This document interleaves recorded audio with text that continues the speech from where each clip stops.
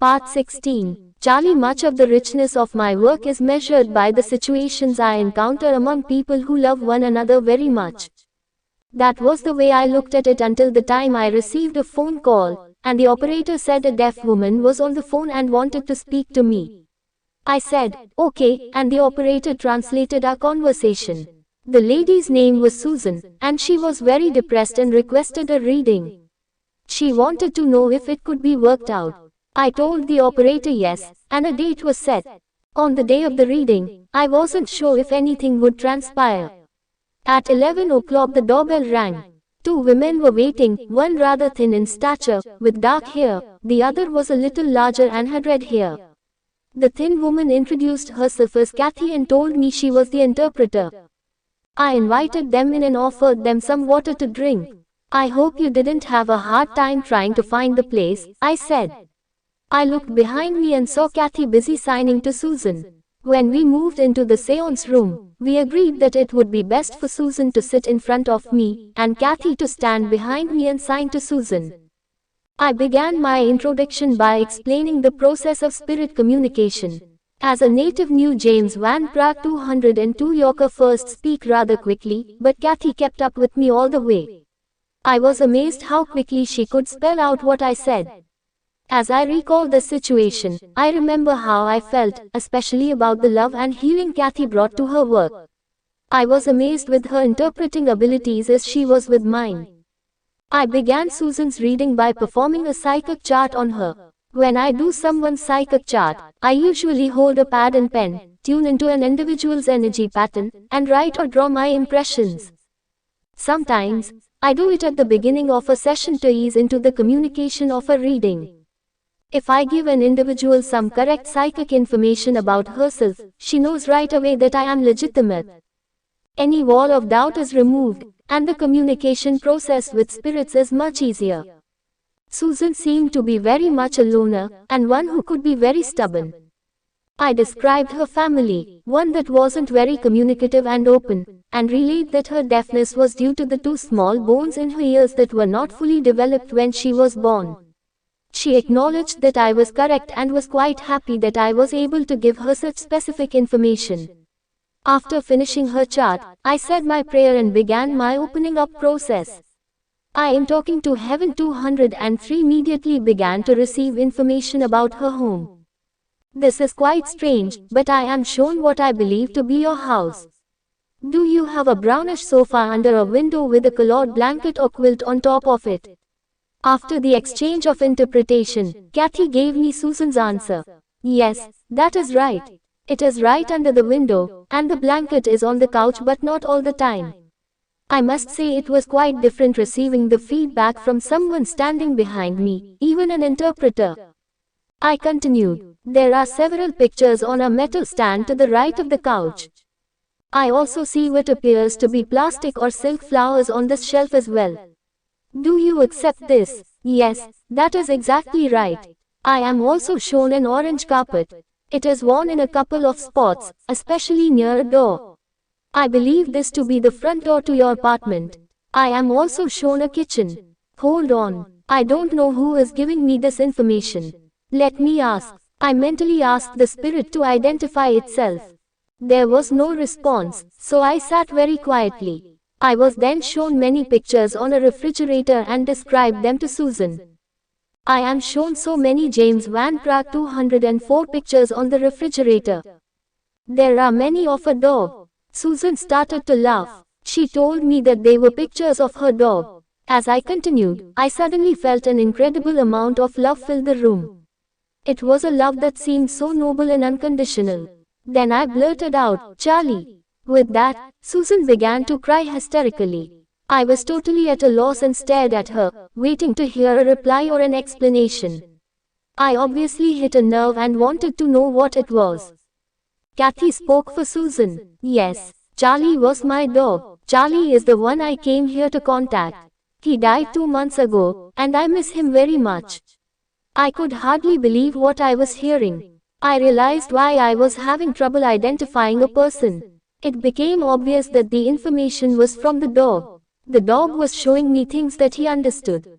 Susan was busy signing until Kathy finally spoke. Susie is telling us that Charlie loved to sit on the couch all the time, and that his favorite place was the blanket. From time to time he would also claw at the carpet in front of the door and pretend he was burying something. I understand. I thought it strange to see the visions from a low angle, but now I understand why. I am seeing them through Charlie's eyes. Talking to Heaven 205. After a moment I continued the reading. Charlie gives you lots of love. He is showing me a red light and tells me he did something with this red light. Susan was extremely excited as she signed feverishly to Kathy. Yes, it was the light that would let me know the phone was ringing. Charlie would come over and nudge me when he would see it. He was great. He had very human qualities. He is giving a thought that he had a pretty red collar with jewels.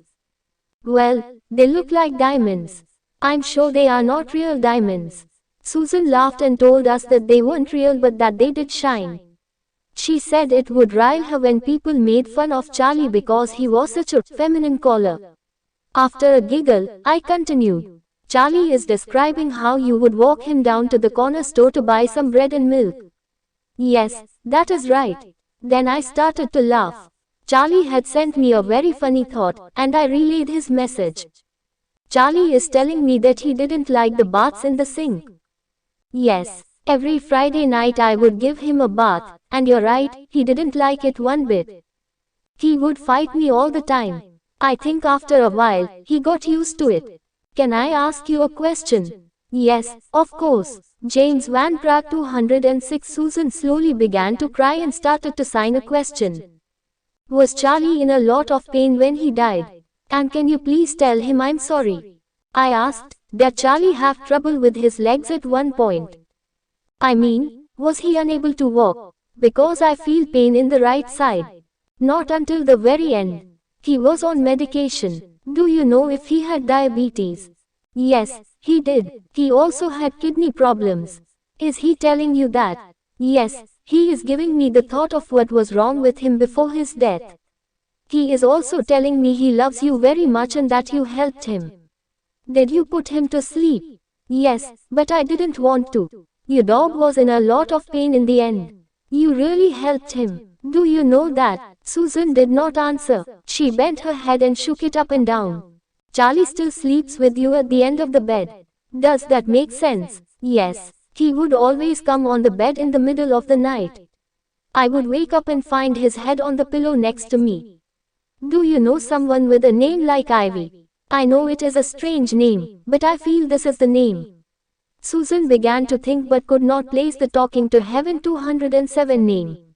Then a few minutes later she burst out. Yes, I was speaking to her on the phone last week.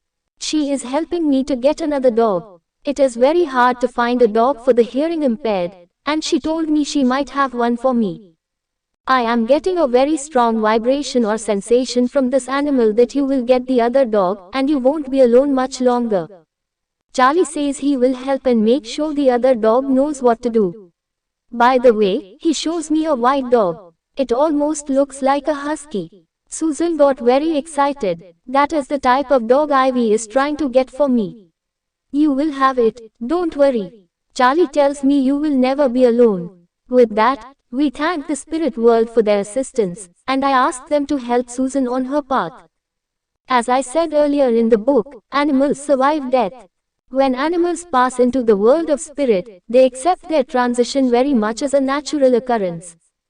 We could certainly learn from them. I have often been asked, where does my loving pet go?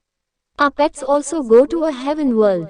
They go to a very beautiful, physical type of world, the same place occupied by humans.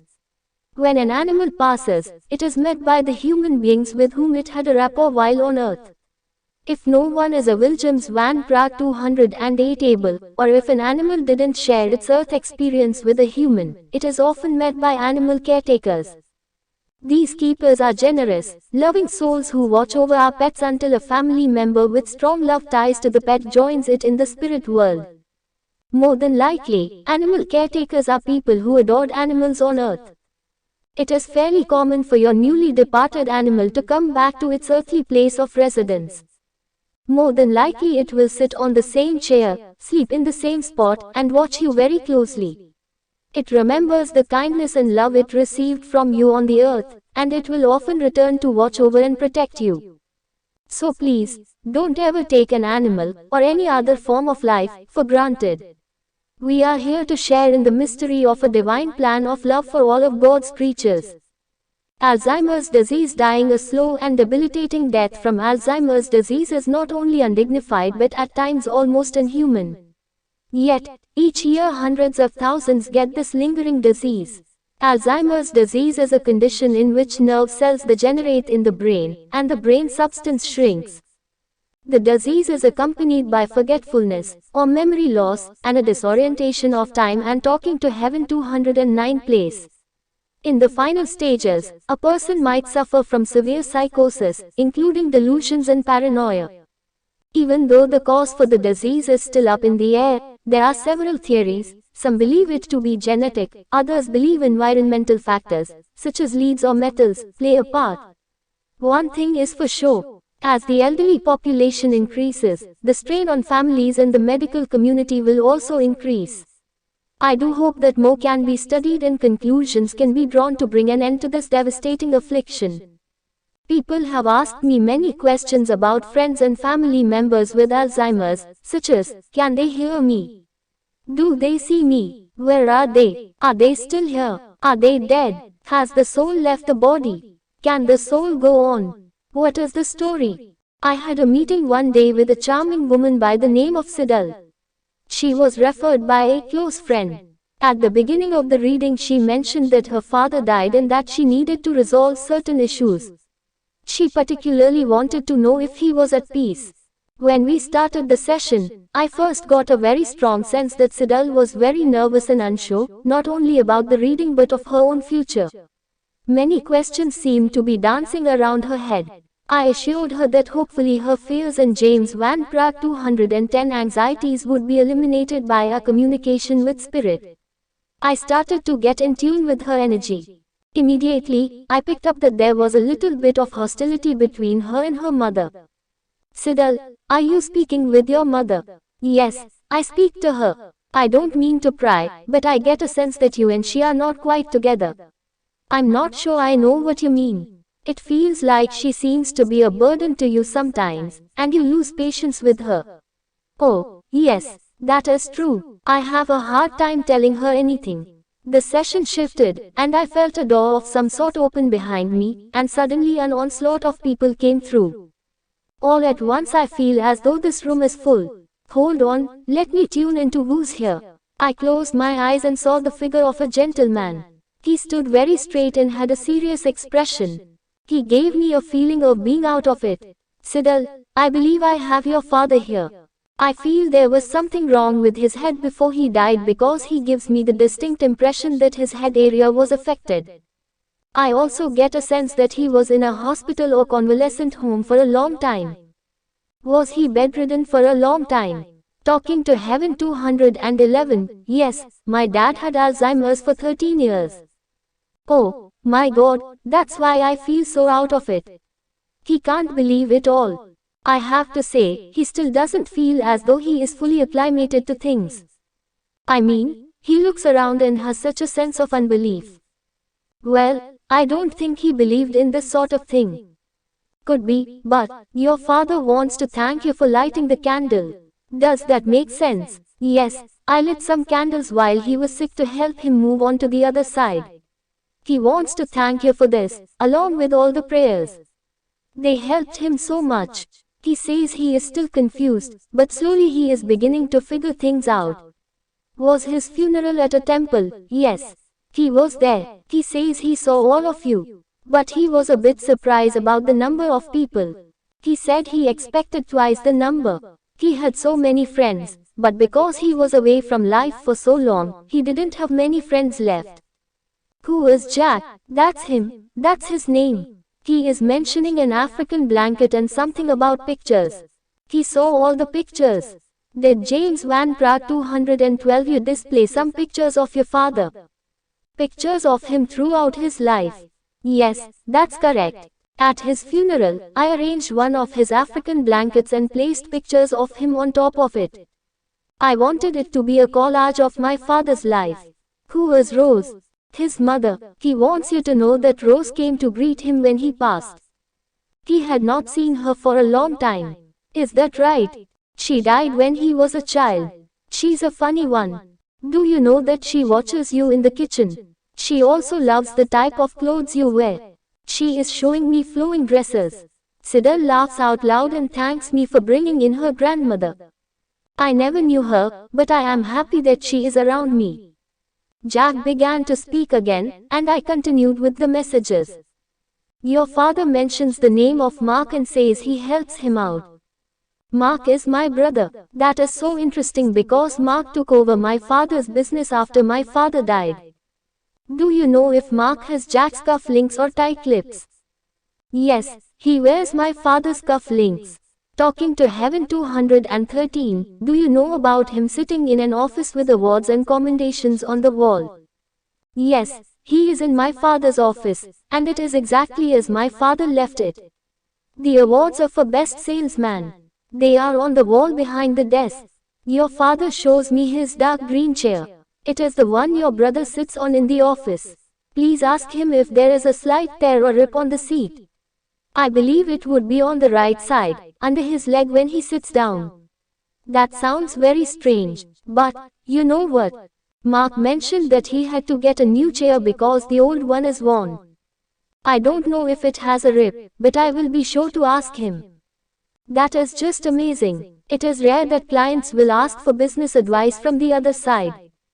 I do inform them that the spirit world does not necessarily have knowledge of how things will be. As I said before, far too many factors are involved, including karmic law. I tell my clients, we can ask the spirit, but please know that you have to make your own decisions. It is not the spirit's responsibility to tell you how to run your life or your business affairs. I informed Siddhesh of the same, and she replied that she welcomed her father's advice since the business was originally his. I feel confident that he will give me sound business advice. I told her what I was receiving. Do you know if James Van Praagh 214 your brother has been considering acquiring a partner? I'm not sure, but I will ask him. Alright, he is telling me it has been very tough to make money from this business. It seems rough. But, he said, you will have to wait it out because it will change, and eventually you will be selling this business. Siddhesh let out a gasp. She said they had no intention of selling their business. If anything, they planned on keeping it in the family for as long as possible. Your father says he worried too much about his business, and it took up all of his life. He doesn't want you to get into the same mood. He wishes he had more time on earth to do other things than work. He thinks he could have done a lot more if he gave himself the time. He was rigid and demanding about work. He wanted to get things done to prove himself. He says you could have taught him a lot. You teach him a lot now. Siddhesh became very emotional, as did her father. Then he mentioned Siddhesh's mother. He is worried about your mother. He is telling me they argued too much. Part of him still loves her, and he is more understanding of her. She is not happy with herself. She expects the world to do talking to Heaven 215 things for her. You have to live your own life. Point that out to her. I will. I asked Siddhesh if she had any questions for her father. Her question helped me to change my thinking about people who suffer from Alzheimer's. Where was my father during the time he had Alzheimer's? I mean, where was his spirit? Did it die and go somewhere else? Your father finds your question interesting and said he will try and answer it as best as he can. There is such a difference in understanding between the earth world and the heaven worlds. He mentions that most of the time he was unaware and felt he was in some sort of a light sleep. He does mention that there were distinct times when he was out of his body and what he believed to be his spirit was looking at his body on the bed and the people in the room. It was difficult for him because he had no sense of time as we know it. He didn't have full awareness of time and space as we have on the earth. Did he see spirit forms around him? He kind of sensed some energies around him, but not until he passed over did he know who these people were. He says a father figure and Rose came to get him. I told Siddhesh that many others in the Spirit James Van Praagh 216 world who have had Alzheimer's disease have given similar answers. Some didn't realize where they were. Some were totally asleep during the whole experience. Others were often out of their bodies and very aware of their families, and many times had attempted to give them messages. She pressed further. Why did he have to go through this disease? He doesn't think you will understand it exactly, but believe it or not, he chose it before coming to earth. He is telling me he had to go through the experience to equal things out. I then added my understanding of the situation. Many times a spirit has to go through some disease to overcome it to become strong, and to break the link so that a disease will burn out of the family line. After that session many years ago, Siddhesh and I became good friends. Every few months she calls to see how I am doing, and she very recently informed me, I don't know if you remember this, but in one of your first readings with me, I asked my dad about the business. He said that we would find a partner and eventually sell it. I just wanted to tell you that my brother got a partner a few. Soulmate, this is a part of Zindagi Ki Roshni consultancy. It has been established for those who have lost someone and for those who are very sad in their life. About 100 PDF books and 20 short audio books of this topic will be sent to those who join it. This data will be sent to their email or WhatsApp. If you want to join this organization, then please send WhatsApp message to this number.